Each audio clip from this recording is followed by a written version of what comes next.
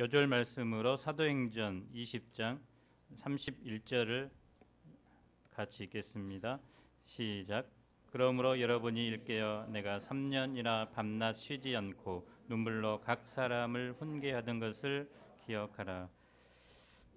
이 시대를 이별이 없는 시대라고 부릅니다. 정보통신의 발달로 인해서 헤어져도 헤어진 것이 아닙니다. 그래서 예전에는 선교사로 나가면 언제 만날지 모르기 때문에 눈물을 흘리며 이별을 했습니다. 하지만 요즘은 카톡으로, 전화로, 스카이프로 또 필요하면 언제든지 비행기를 타고 하루 만에 다시 만날 수 있기 때문에 우는 사람이 드뭅니다.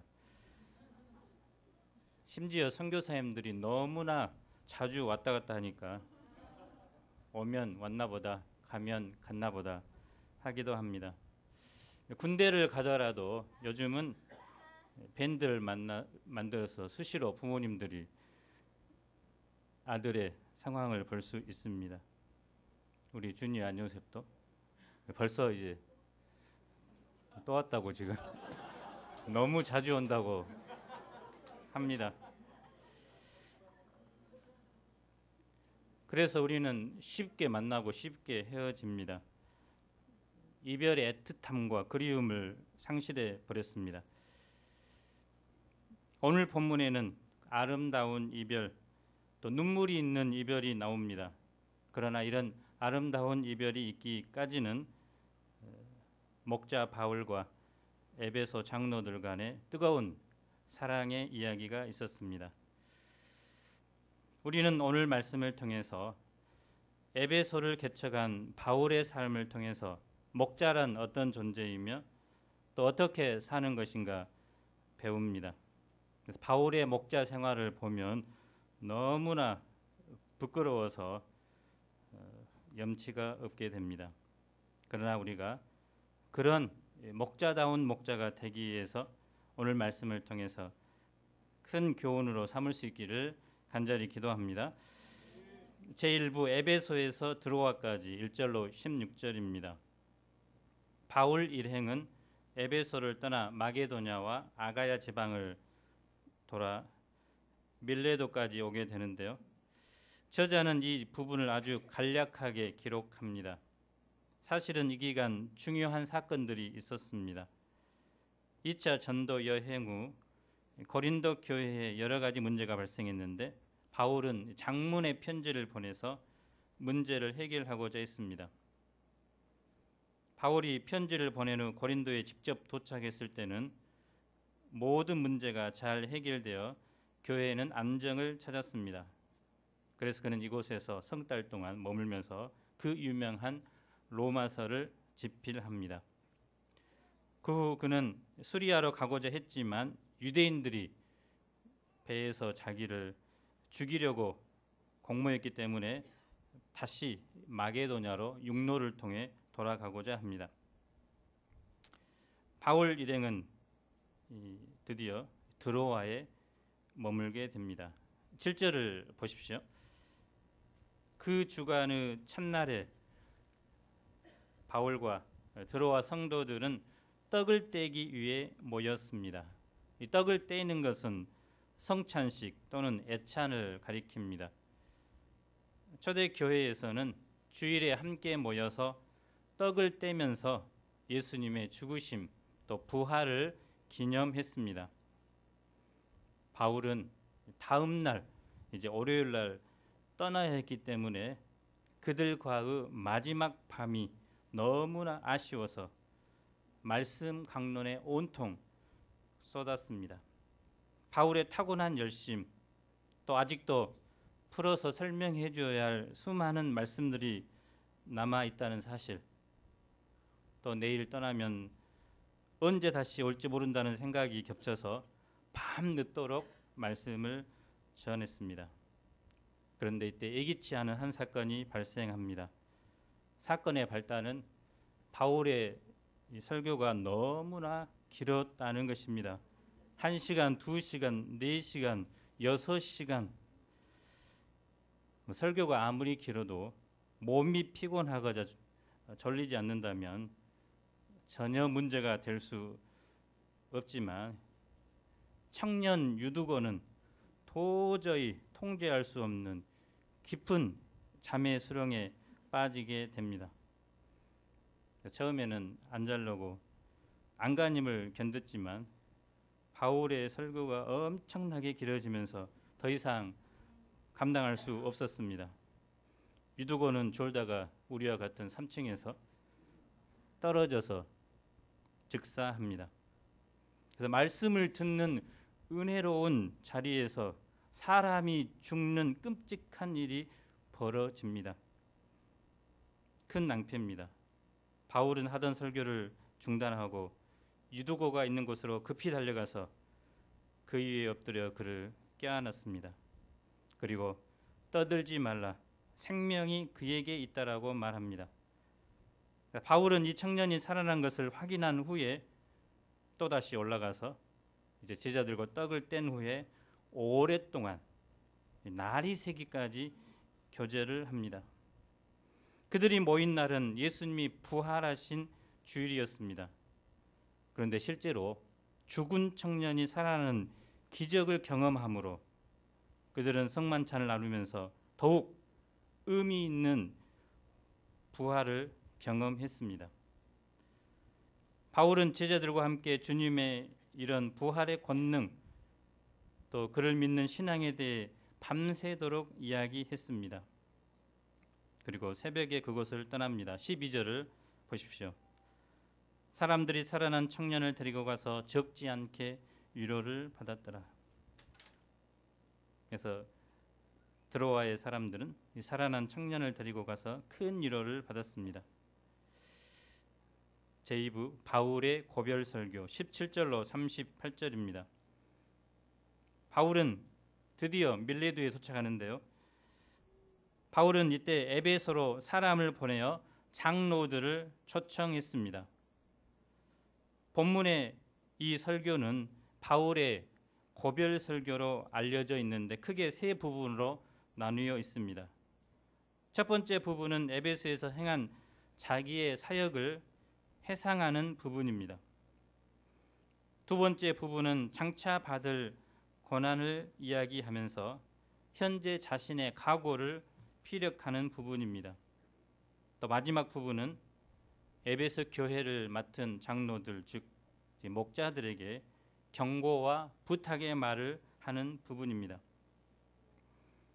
먼저 바울은 자신의 에베소에서의 목자 생활을 회상합니다. 우리 다 함께 18절, 19절을 같이 읽어보겠습니다. 시작.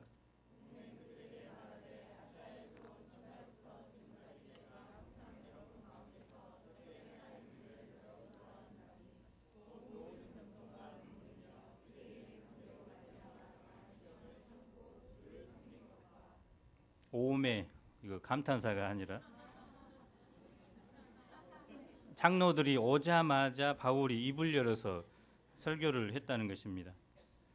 첫째, 바울은 주님을 섬겼습니다. 그래서 목자는 주님을 섬기는 자입니다. 그래서 바울은 양들을 잘 섬기기 위해서 앞서서 먼저 주님을 잘 섬긴 것입니다. 또는 양들을 섬기는 것이 주님을 섬기는 것과 같다는 것입니다. 그것은 두 가지 측면으로 나타납니다. 하나는 모든 겸손과 눈물이 있었다는 것이고, 또 다른 하나는 유대인들의 간계로 인해 시험을 참았다는 것입니다. 바울이 모든 겸손과 눈물로 주님을 섬겼다는 것은 그의 사역이 사람을 지배하고 호령하는 군주와 같은 사역이 아니라 종의 마음으로 섬기는 사역이었다는 것을 말해줍니다. 본문에서 주목할 단어는 주를 섬기다는 문구입니다. 섬긴다는 동사는 종이 주인을 성실하게 섬기는 행위를 말합니다. 바울은 늘 예수님 앞에 자신을 종, 노예로 여겼습니다. 자기 주인인 예수님을 섬겼습니다. 그래서 목자 생활을 하면서 가장 먼저 해야 할 것은 주님을 신실하게, 성실하게 섬기는 것입니다. 종에게 요구되는 자세는 예수님이 말씀하신 것에 온전히 순종하는 겸손의 자세입니다. 겸손의 이라는 단어를 직역하자면 이 겸비한 생각입니다. 높은 데 생각을 두지 않고 낮은 데 두고 복음을 위해서 자신의 권리와 영광을 포기하는 것을 말합니다. 그래서 일반적으로 보통 사람들이 말하는 겸손과 거리가 멉니다. 우리는 되게 윗사람에게 인사를 잘하거나 몸을 굽신거리면서 나는 부족한 사람입니다. 대뇌이는 사람을 겸손하다고 말합니다. 하지만 성경이 말하는 겸손은 그런 의미가 아닙니다. 겸손의 표본이라고 할 수 있는 예수님은 세상에서 공생애를 하시는 동안 나는 부족한 사람입니다. 나는 아무것도 몰라요 하면서 늘 몸을 굽신거리지 않았습니다. 사도 바울도 에베소 교회에서 목회할 때 그렇게 하지 않았습니다. 성경이 말하는 겸손은 비굴한 태도가 아니라 자기의 권리를 주장하지 않고 자기의 영광을 추구하지 않는 자세입니다. 예수님은 능력 있는 하나님이시지만 이 땅에 오셔서 종으로서 사셨습니다. 사도 바울도 마찬가지입니다. 얼마든지 자기를 자랑할 수 있는 것들이 많습니다. 히브리인 중에 히브리인이요. 또 학문으로 뛰어난 사람이었고 왕족이었고 율법으로도 흠이 없는 사람이었습니다. 그러나 그는 사람을 얻기 위해서 그보다 더 낮은 사람들에게 복음을 전하기 위해서 그들과 함께 어울리며 생활하는 것을 말합니다. 겸손은 어떤 사람에게 접근하든지 한계, 울타리, 장벽이 없는 사람입니다. 그래서 목자로서도 마찬가지로 나이의 제한, 또 직업의 제한, 또 여러 가지 것들이 있지만 그 모든 것들을 극복하고 양들에게 낮아지는 것입니다. 참다운 겸손은 하나님과 동등하시나 자신을 비워 종의 모습으로 인간이 되어 십자가에까지 죽으신 예수님에게서 나타났습니다. 뿐만 아니라 바울은 눈물로 주를 섬겼다고 했습니다. 눈물은 언어에 의하면 눈물들이라고 나와 있는데요. 그래서 바울은 실제로 에베소 교회에서 목회할 때 수많은 눈물을 흘렸습니다. 바울의 이미지가 복음의 투사, 바늘을 찔러도 피 한 방울 안 나올 것 같은 그런 잔인한 사람 같은데요. 그러나 실제로 바울은 눈물의 사람이었습니다. 이 눈물은 자신의 죄와 부족 때문에 흘린 눈물이 아니라 그 양들을 위해서 흘린 눈물이었습니다. 마치 구약의 에레미야 선지자가 이스라엘 백성의 죄를 인해서 시냇물처럼 눈물을 흘린 것과 같습니다. 이처럼 많은 눈물이 있어야 교회는 바로 서게 되고 양들은 그 눈물을 영양분으로 삼아 생명을 꽃피우게 됩니다. 그래서 우리가 이 자리에 있게 된 것도 보이지는 않지만 나를 인도한 목자님들의 뜨거운 눈물의 기도가 있었기 때문에 가능합니다. 양님들 그거 인정하십니까? 형제들은 눈물이 원래부터 없다고요? 자매들은 펑펑 흘리고요. 유배부 형제들은 눈물도 많습니다. 에베소 제자들은 바울의 눈물을 먹고 영적으로 성장했습니다. 우리가 잘 아는 어거스틴의 어머니였던 모니카는 방탕과 또 이교도로 방황하는 아들에 대한 아픔을 안고 오랫동안 눈물로 기도합니다. 그런데 하루는 너무나 괴로워서 교회에 와서 눈물로 기도하면서 당시 밀라노의 주기였던 암브로스에게 이렇게 말합니다. 아무리 기도해도 희망이 보이지 않는데 이제는 포기해야 할까요? 그때 암브로스는 이렇게 말합니다. 눈물의 기도로 기른 자식은 결코 망하지 않습니다.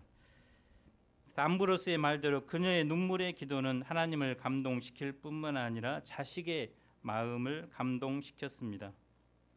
방황하던 어거스틴은 자신의 죄를 깨닫고 돌이켜 위대한 사상가요, 기독교 변증가요, 하나님의 종이 되었습니다. 그래서 오늘날은 갈수록 눈물이 메말라가는 시대입니다. 눈물이 메말랐다는 것은 눈물 안에 감추어진 사랑, 또 영혼들에 대한 열정도 메말라 간다는 것입니다. 이런 시대 속에서 우리가 시대만 탓하지 않고 우리에게도 이 바울처럼 또 예수님처럼 목자의 그런 눈물을 허락해 주시기를 간절히 기도합니다. 본문에서 바울은 나는 모든 겸손과 눈물로 여러분을 섬겼습니다라고 말하지 않고 나는 겸손과 눈물로 주님을 섬겼습니다라고 고백합니다. 이는 별 차이가 아닌 것 같지만 상당한 차이가 있습니다. 여러분을 섬겼다라고 할 때 어떤 마음을 갖기 쉬울까요? 사람에게 투자하고 수고하다 보면 상대방에게 기대하고 요구하는 마음이 자연적으로 생깁니다. 그리고 그 마음이 채워지지 않으면 섭섭합니다. 때로는 상처로 다가옵니다. 내가 저놈을 어떻게 섬겼는데,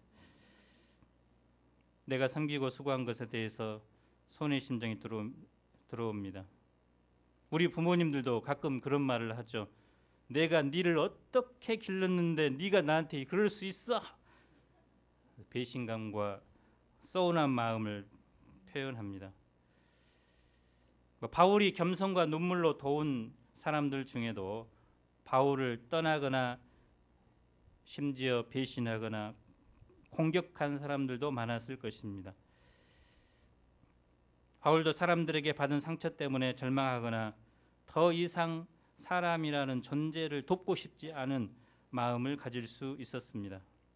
그런데도 바울이 흔들리지 않고 계속해서 목자로 살 수 있었던 것은 내가 여러분을 섬겼다라는 마음의 자세가 아니라 내가 많은 겸손과 눈물로 주님을 섬겼다라는 마음을 가졌기 때문입니다. 그래서 양들을 섬기는 것, 영혼들을 섬기는 것은 주님을 섬기는 것입니다. 겉으로 드러난 모습은 양들을 섬기는 것이지만 그 마음은 늘 주님을 섬기는 가운데 있습니다. 사람들의 변화에 기뻐하고 감사했지만 그럼에도 불구하고 그의 기쁨의 근원은 언제나 주님이었습니다. 그래서 주님 때문에 자신을 낮추고 희생하고 주님 때문에 눈물을 흘리며 섬긴 것입니다. 그때 그는 사람들의 요구에서 자유로울 수 있었습니다. 사람들의 태도에 상처받거나 흔들리지 않고 변함없이 나는 주님을 섬기는 자이다 하면서 양들을 감당한 것입니다. 이제 우리는 일주일 후면 새로운 가을 학기를 눈앞에 둡니다. 올 여름은 너무나 더워서 매일 야외 활동 금지라는 문자를 받아서 활동하면 이제 혹시 죽지 않을까 하는 염려에 시달리다가 여름을 보낸 분들이 많은데요.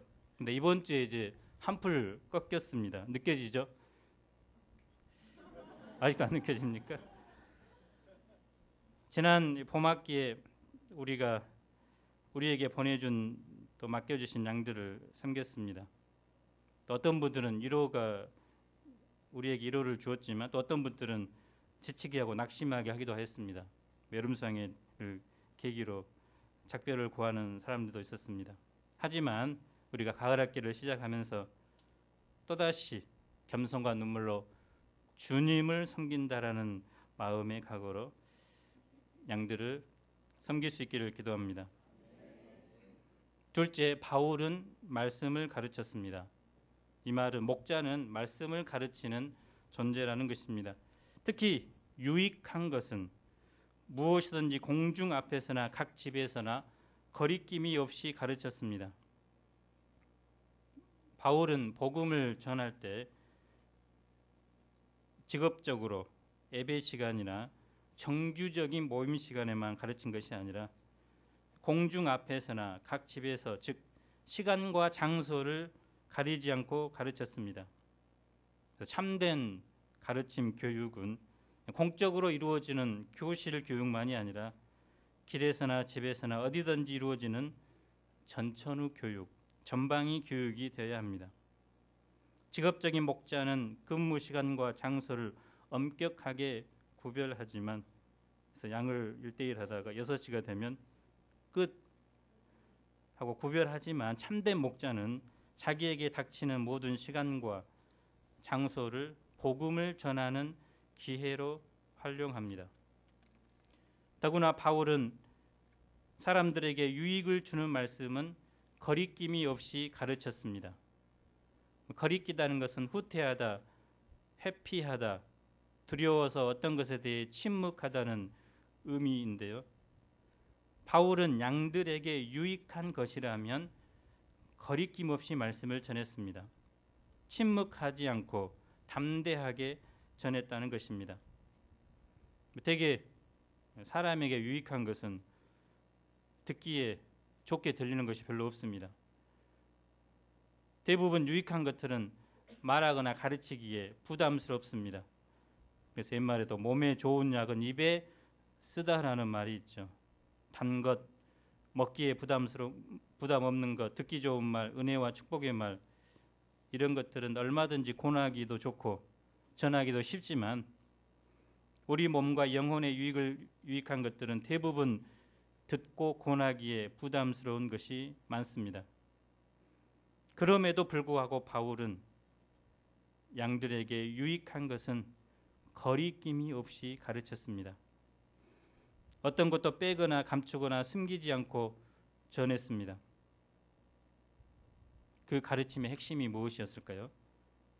회개하고 하나님께 돌아올 것과 우리 주 예수 그리스도를 믿으라는 것입니다.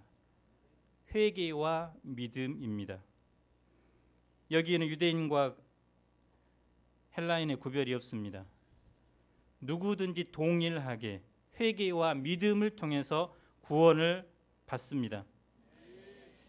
우리 시대는 인간 중심 시대입니다. 그래서 우리가 갈수록 하나님께 대한 회개를 전파하고 가르치는 것이 점점 어려워집니다. 그래서 오래전부터 미국이나 유럽 사회에서는 회개라는 말을 하면 이것은 인권 침해로 생각합니다. 그래서 우리나라도 얼마 있지 않으면 그렇게 될 것입니다. 그래서 많은 사람들이 교회를 다녀도 회개 없이 나의 옛 생활을 그대로 유지하면서 거기에 덧붙여질 축복을 얻기 위해 다니는 사람이 많습니다. 하지만 만일 우리의 삶과 신앙에서 회개를 배우지 않고 가르치지 않는다면 어떻게 될까요? 죄악된 본성을 그대로 가지고 있으면서 결코 하나님 중심, 그리스도 중심의 삶을 살 수 없습니다. 잘못된 길, 그릇된 길을 가면서도 그 길에서 아파하고 돌이킬 수 없습니다. 회개를 가르치지 않고는 한 사람도 바르게 도울 수 없으며 구원할 수 없습니다. 따라서 우리에게 진정으로 유익이 되는 것은, 또 우리를 살리는 말씀은 바로 회개의 메시지입니다. 그래서 목자님들이 회개하라고 할 때 부담스러워하지 마시고, 저도 때때로 담임 목자님이 전상에서 회개하라는 말을 하면 왜 저런 말씀을 하시나 하지만 곱씹어 생각해보면 그것이 우리를 살리는 길임을 깨닫게 되곤 합니다. 우리가 양들의 좋은 선배 되는 것도 좋지만 좋은 선배가 되기보다 때로는 그의 영혼을 살리는 의사가 되어야 합니다. 죄에 도전하며 예수님께 대한 믿음을 심어야 합니다. 그래서 바울은 어디서든지 이렇게 했습니다. 저도 이제 이것을 정말 못하는데요. 말씀을 연구하고 그것은 하겠는데 회개하고 훈련하고 그런 것들은 부족한데 이 학기에는 이것에 도전할 수 있기를 기도합니다. 우리가 좋은 선배가 되기보다 바울과 같이 정말 그 사람을 살리고 새롭게 하는 회개와 믿음을 가르치는 영적 의사요 부모님들이 되기를 간절히 기도합니다. 22절을 보십시오. 바울은 성령에 매여 예루살렘으로 가는데 그 길에는 결박과 환난이 기다리고 있는 줄 알았습니다. 성령은 각 성에서 예언자들을 통해서 바울이 예루살렘에 올라가면 결박을 당하고 또 환난을 받을 것이라고 계속해서 증거했습니다. 그럼에도 불구하고 바울의 현재의 각오와 결단이 무엇일까요? 또 그의 인생관과 사명관이 무엇입니까? 24절 우리 다 같이 읽어보겠습니다. 시작.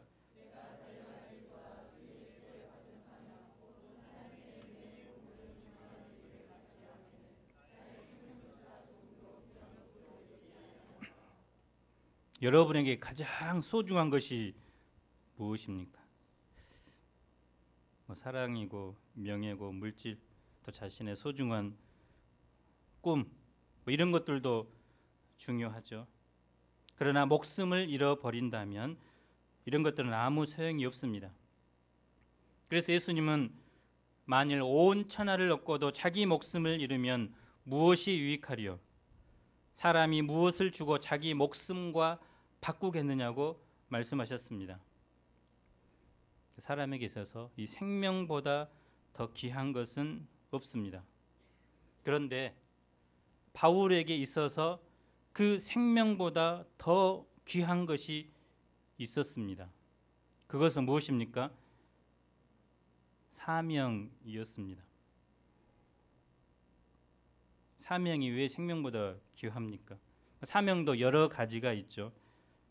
그런데 바울이 받은 사명은 특별한 사명이었습니다. 바울은 이 사명을 주 예수님께 받았습니다. 그가 받은 사명은 교회나 단체나 또 개인이 계획한 사명이 아닙니다.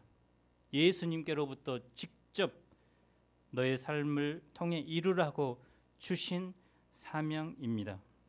그 바울의 사명은 바로 사람들에게 하나님의 은혜의 복음을 전하는 일입니다. 바울은 그렇기 때문에 다메섹 도상에서 예수님을 만난 이후로 지금까지 그 사명을 위해 달려왔습니다. 그 길을 마칠 때까지 끝까지 달려가고자 합니다. 비록 결박과 환난이 기다릴지라도 심지어 가장 소중한 자신의 목숨을 잃어버린다 하더라도 그는 주님께서 주신 사명을 끝까지 완수하고자 했습니다. 바울이 위임받은 것은 바로 하나님의 은혜의 복음입니다. 복음 안에는 하나님의 은혜가 감추어져 있습니다. 하나님의 은혜는 하나님의 선물입니다. 도저히 받을 자격이 없는 자들에게 주어지는 하나님의 값없는 선물입니다. 그것은 죽을 수밖에 없는 자들에게 주어진 생명이고 심판받을 수밖에 없는 자들에게 전해진 사면장입니다. 이 하나님의 은혜는 예수 그리스도 안에서 구체화되었습니다. 예수님은 우리를 향한 하나님의 은혜입니다. 예수님은 십자가와 부활을 통해서 우리를 향한 하나님의 은혜를 몸소 보여주셨습니다. 그리고 그 은혜를 바울로 하여금 온 세상에 그의 삶이 다하는 날까지 감당하도록 사명을 주신 것입니다. 이 은혜의 복음만이 생명을 살리는 것이기 때문입니다. 바울은 예수님처럼 예수님이 자기의 죽음을 통해서 우리를 살리셨듯이 우리에게 생명을 주었듯이 그도 이제 주님께 받은 이 은혜의 복음을 통해서 다른 사람의 생명을 살리고자 자기는 죽고자 한 것입니다. 많은 사명이 있는데 사람을 살리는 이 사명이야말로 가장 고귀하고 가치 있는 사명입니다. 우리에게 주신 이 목자라는 직분, 이 사명도 UBF가 또는 내가 원해서 된 것이 아니라 바로 우리에게 이 은혜의 복음을 증거하라고 주신 주님의 사명인 것입니다. 그렇기 때문에 우리는 어떤 순간에도 이 사명을 놓쳐서는 안 됩니다. 사실 우리는 바울처럼 다 살 수는 없습니다. 또 주님께서 모든 사람에게 바울처럼 살라고도 하지 않으실 것입니다.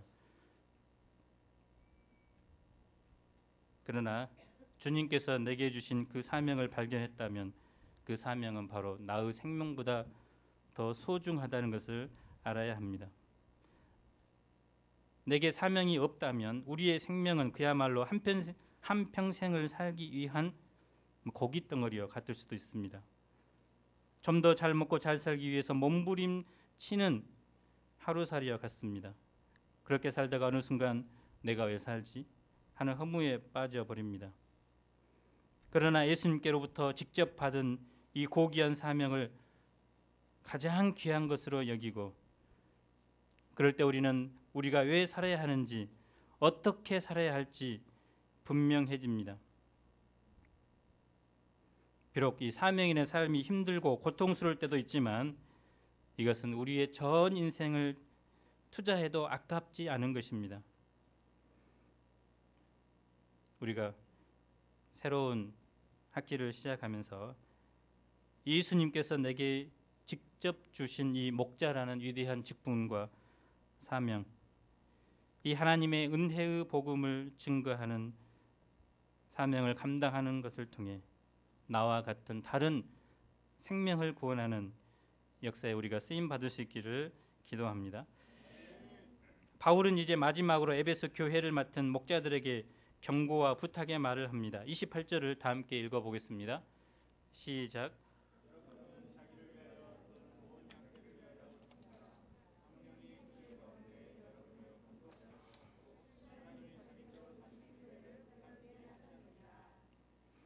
그래서 교회의 지도자들은 성령께서 친히 세우셨습니다. 하나님께서 교회에 필요한 일꾼들을 세우는 최고의 경영자입니다. 성령께서는 사도들로 하여금 말씀을 증거하게 하셨고 또 교회에 필요한 일꾼을 세우시고 또 선교사를 보내시기도 하고 또 가야 할 선교지도 결정해 주십니다. 교회의 사역은 성령의 인도와 지도 없이는 결코 되어질 수 없습니다. 그렇기 때문에 교회의 일꾼도 어떤 일꾼도 성령과 어그러진 관계를 맺고 있는 상태에서 성령께서 맡기신 일을 결코 제대로 감당할 수 없는 것입니다. 영적 지도자는 자신의 뜻이 아니라 성령의 뜻에 민감해야 합니다. 특히 우리를 감독자로 세우셨는데요. 지금 한창 리오 올림픽이 하고 있는데 선수가 물론 중요하지만 그 옆에서 지도하는 감독의 역할이 너무나 중요합니다. 이 감독자라는 말은 목자가 양떼를 부지런히 살피고 돕듯이 하나님의 교회를 부지런히 살피고 섬기는 자입니다. 그런데 살피는 순서가 있습니다. 감독자는 먼저 항상 자기 자신을 먼저 살펴야 합니다. 고 한경직 목사님은 신앙과 인격으로 많은 목회자들의 귀감이 되었는데요. 그래서 수많은 사람들이 그분을 찾아가 물었습니다. 목사님, 훌륭한 목회자가 되는 비결이 무엇이 있을까요? 한마디 해주세요. 그때마다 한경직 목사님이 이렇게 말씀하셨습니다. 먼저 예수를 잘 믿는 좋은 신자가 되십시오. 그래서 목자는 자신이 먼저 예수님의 좋은 양이 되어야 합니다. 예수님의 좋은 양이 될 때 다른 양떼들도 섬길 수 있는 것입니다. 목자는 군림하는 자가 아니라 교회를 살피고 섬기는 자입니다. 본문에는 특별히 교회는 예수 그리스도의 핏값을 주고 사셨다고 했습니다. 그래서 가장 소중한 것이 교회, 즉 양떼들이라는 것입니다. 그래서 옆에 있는 한 사람 한 사람이 바로 예수님의 핏값 주고 산 세상에서 가장 존귀한 자입니다. 예수님께서 이렇게 귀하게 여기는 동역자들이고 양떼들인데 우리가 감히 이런 사람들을 미워하고 또 질투하고 시기해야 될까요? 예수님은 옆에 있는 이 사람을 위해서도 십자가에서 죽으셨습니다. 교회의 소유자는 하나님이요 건축자는 예수님이고 또 이 우리의 교회를 친히 관리하시는 분은 성령이십니다. 그런데 우리 양치는 목자들이 가장 해야 할 중요한 일은 바로 사나운 이리 때로부터 양들을 보호하는 것입니다. 그래서 사나운 이리가 언제든지 양을 잡아채고자 외부에서 또는 내부에서 일어나게 됩니다. 그래서 마치 팔레스틴 지방에서 목자들이 깨어서 양들을 위해 보초를 서고 또 짐승들을 쫓아내듯이 목자는 양의 생명을 위해서 이런 이리떼들을 쫓아내야 합니다. 본문에서 말하는 사나운 이리는 사꾼 목자들을 가리킵니다. 그들은 진리를 애곡하는 말로 양떼들을 유혹하여 자신을 따르도록 합니다. 그래서 예수님을 따르고 말씀대로 순종하도록 가르치는 것이 아니라 자기를 따르도록 하는 자들입니다. 그런데 심각한 문제는 이들은 외부에서 들어올 수도 있고 때로는 내부에서도 이제 일어날 수 있다는 것입니다. 이런 것들을 위해서 바울이 권면한 바가 무엇일까요? 31절을 우리 다 함께 읽어보겠습니다. 시작.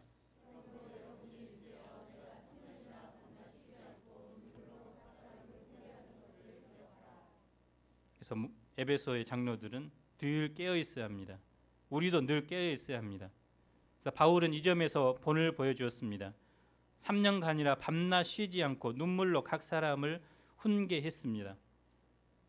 두란노 서원에서 매일 4-5시간씩 말씀을 강론할 뿐만 아니라 밤낮으로 각 집에 신방하면서 문제 많은 양들을 눈물로 훈계한 것입니다.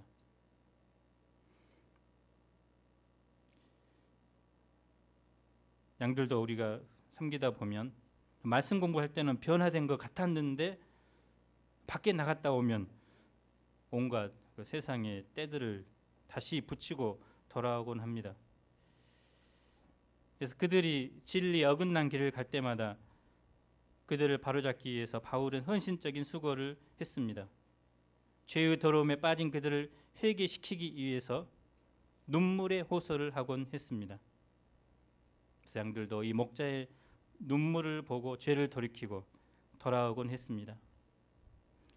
그래서 바울이 떠나가면 이제 에베소 교회 목자들은 바울이 에베소에서 한 것처럼 그런 목자 생활을 해야 합니다. 마지막으로 33절 35절을 보십시오. 바울은 금이나 의복을 탐하지 아니하고 약한 사람들을 도왔습니다. 힘써 주는 생활을 모범적으로 감당한 것입니다. 그래서 그는 주는 것이 받는 것보다 복이 있다 하신 주님의 말씀을 기억하고 주는 생활을 힘써 감당하도록 권면한 것입니다. 그래서 목자의 삶은 또 다른 한마디로 주는 삶입니다. 사랑을 주고 마음을 주고 시간을 주고 물질을 주는 삶입니다. 그럴 때 양떼들이 그리스도 안에서 풍성한 꼴을 얻게 됩니다. 설교를 끝낸 후 바울은 이제 그들과 함께 무릎을 꿇고 함께 기도합니다. 그들은 다 바울을 껴안고 작별의 입맞춤을 하면서 울었습니다. 다시 보지 못할 목자 바울을 밀레도 선창자까지 동행하며 작별했습니다. 이 장면은 세상에서 가장 가슴 저미고 아름다운 장면입니다. 우리도 우리 귀한 동역자들이 선교지로 파송할 때, 때로는 군대 선교사로 갈 때 함께 무릎을 꿇고 간절히 합심하여 기도하고 뜨겁게 포옹하고 입 맞추지는 말고요. 이것은 이스라엘 풍습이니까 오해하니까 뜨거운 기도와 눈물로 조용자들을 파송할 수 있기를 기도합니다. 내일 다시 우리 준이 안요셉 목동이 들어가는데 동생인 안요한 목동님이 무릎을 꿇고 합심하여 기도하고 파송해 주세요. 그들은 이 세상에서는 잠시 헤어지지만 영원한 하나님 나라에서 다시 만날 날을 기약하겠습니다.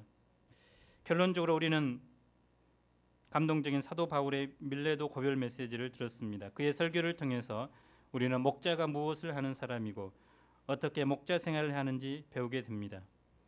목자는 가장 먼저 주님을 섬기는 자입니다. 말씀을 가르치는 자입니다. 사명에 목숨을 거는 자입니다. 이런 참다운 목자가 저부터 또 우리 가운데 풍성히 일어날 수 있기를 기도합니다. 주님께로 피로 사신 교회, 또 십자가의 은혜로 구원한 우리 양떼들이 이 학기에 목자들의 사랑과 눈물을 먹고 풍성하게 성장하는 학기가 되기를 간절히 기도합니다. 31절을 우리 다 함께 읽겠습니다. 시작. 그러므로 여러분이 일깨어 내가 3년이나 밤낮 쉬지 않고 눈물로 각 사람을 훈계하는 것을 기억하라. 하나님 아버지 밀레도의 고별 설교를 통해서 바울의 목자의 삶을 봅니다. 하나님 아버지, 우리가 목자로 살 때 가장 먼저 힘써야 할 것이 겸손과 눈물로 주님을 섬겨야 함을 깨닫게 됩니다. 주님을 섬기는 참다운 신자가 되게 도와주십시오. 또 겸손과 눈물로 영혼들을 섬기는 목자들이 되게 도와주십시오. 또 다른 사람에게 유익하다면 거리끼지 않고 증거하는 저희가 되게 도와주십시오. 또 사도 바울처럼 주 예수께 받은 이 사명을 마치기까지 자기 생명을 조금도 아끼지 아니한 그의 분명한 인생관 사명관을 배울 수 있도록 도와주시기를 간절히 기도합니다. 예수님 이름으로 기도합니다. 아멘.